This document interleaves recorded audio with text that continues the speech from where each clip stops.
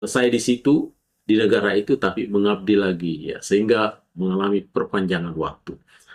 Kadangkala pemirsaku, pada saat kita melakukan hijrah itu tentunya mengalami yang namanya kejutan.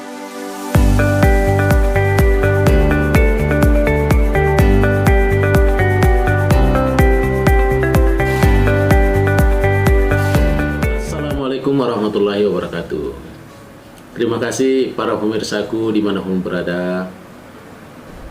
Selalu saya mengapresiasi segala atensi yang dicurahkan sehingga selalu menikmati channel YouTube kita, Mr. Koronis. Komunikasi romantis dan humanis. Baik para pemirsa sekalian dimanapun berada, tentunya saya mengapresiasi karena kita ketemu lagi, jumpa lagi dalam salah satu channel YouTube kita yang tentunya selalu membicarakan persoalan-persoalan komunikasi. Ya, komunikasi ini merupakan satu kajian yang dicermati, bukan hanya masyarakat lokal, tapi masyarakat nasional, bahkan masyarakat internasional. Semua ditempa dan diterpa dengan yang namanya proses komunikasi yang begitu mengglobal. Kemajuan teknologi komunikasi yang begitu mencengangkan, alat-alat teknologi komunikasi yang begitu semakin canggih, membuat kita semakin teringat bahwa perlunya kita mencermati yang namanya proses komunikasi.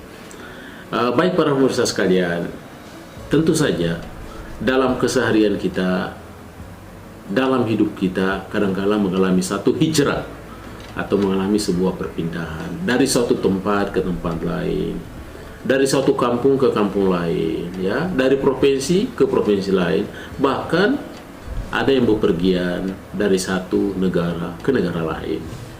Ya, tentunya dengan maksud dan kepentingan tertentu, boleh jadi kepentingan bisnis, ya, atau kepentingan sosialisasi, atau kepentingan sifatnya budaya, ya, atau kepentingan pendidikan, sehingga banyak saudara-saudara kita tentunya melakukan lawatan, melakukan perpindahan, ya. Tentunya perpindahan kadang-kala sifatnya sementara.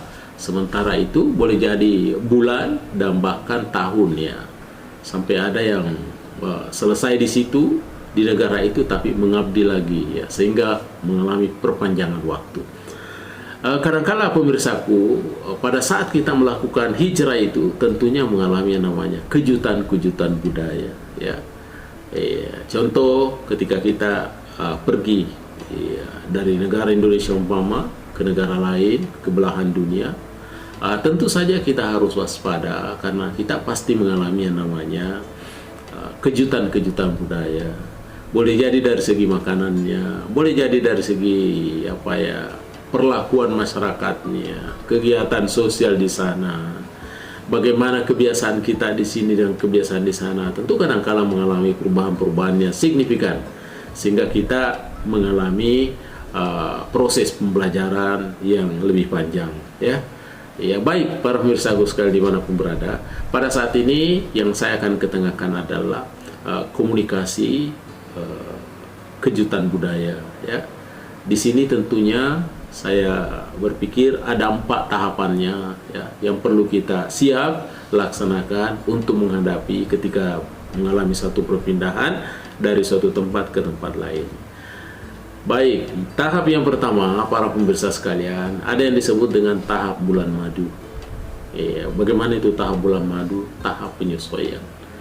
Biasanya bulan madu itu diistilahkan pada ketika dua insan menyatu, ya, dalam tenda biru, kemudian maju ke pintu pernikahan, ya, maka biasanya di minggu-minggu pertama itu adalah bulan madu. Sama juga dengan melakukan perpindahan, proses komunikasi ke antara satu tempat ke tempat lain, pasti juga kita mengalami yang namanya bulan madu. Apa intinya di bulan madu itu adalah tahap-tahap menyesuaikan diri. Ya, bagaimana kita bisa menyesuaikan diri dengan lingkungan baru yang kita tempati. Bagaimana kita bisa menyesuaikan diri dengan makanan yang tentunya tidak biasa kita makan. Atau bagaimana kita bisa menyesuaikan diri dengan masyarakat yang kita hadapi, tentunya kadang-kala berbeda dengan masyarakat kita.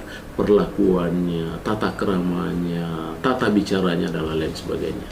Jadi tahap pertama perlu berbulan madu. Itu yang pertama. Kemudian tahapan kedua yang terkait dengan komunikasi kejutan budaya. Ya. Yang kedua adalah tentunya satu tempat tertentu kadangkala punya daya tarik dan punya kebaruan. Ya. Tetapi kadangkala daya tarik dan kebaruan itu kita nikmati sementara, tetapi kemudian dia berubah menjadi sesuatu yang sifatnya mencemaskan, sehingga kita menjadi frustrasi. Akibatnya menjadi sebuah permusuhan. Jadi tadinya yang kita cintai, yang kita menarik begitu, tiba-tiba berubah menjadi sesuatu yang tidak menarik. Itu yang kedua. Ada tahapan-tahapan itu. Kemudian tahapan yang ketiga adalah dimulai dari proses penyesuaian kembali. Ketika kita sudah mengalami itu, pergeseran dari daya tarik menjadi satu yang tidak menarik, maka yang ketiga itu adalah bagaimana kita mulai proses kembali mengadakan penyesuaian kembali terhadap itu. Tentu kita saling memahami bahwa inilah adatnya orang seperti ini. Sebagaimana biasa pepatah mengatakan, lain lubuk, lain ikannya, lain padang, lain belalaknya.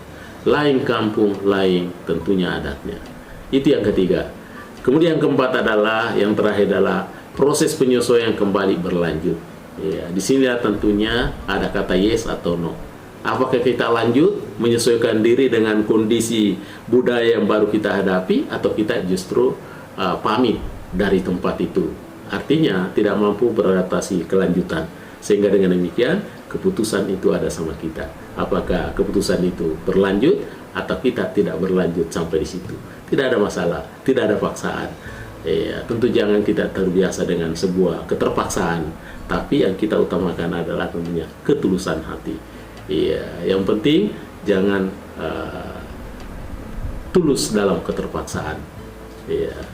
Karena sebagaimana kita dengar bahwa sesuatu yang kita kadangkala kagumi, cintai, tentunya tidak selamanya harus dimiliki. Tapi cintailah apa yang sudah dimiliki. Baik para pemirsaku dimanapun berada, terima kasih atas segala atensinya, karena kita sempat ketemu lagi dalam suasana online seperti ini ya, dalam salah satu channel YouTube kita, Mr. Koronis, komunikasi romantis dan humanis. Demikian, terima kasih. Assalamualaikum warahmatullahi wabarakatuh. Mr. Koronis.